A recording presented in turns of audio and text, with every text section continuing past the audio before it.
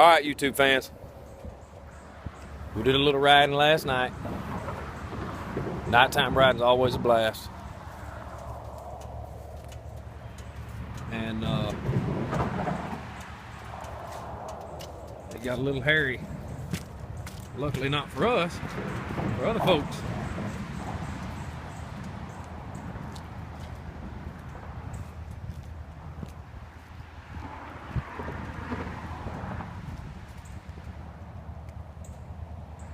Yeah, that's a creek bed and a concrete embankment. Cannot, hey, look at there's a skid mark right there. Cannot go down the concrete embankment full blast with about 50, 60 feet or so of landing in the mud. Yeah, I got a little stuck trying to get him out, but the water was a lot deeper last night. You couldn't see the flat spot.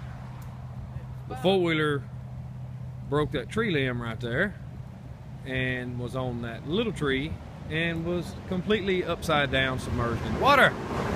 But thank goodness for a winch and a little reversing on my part. We were able to get him up the hill.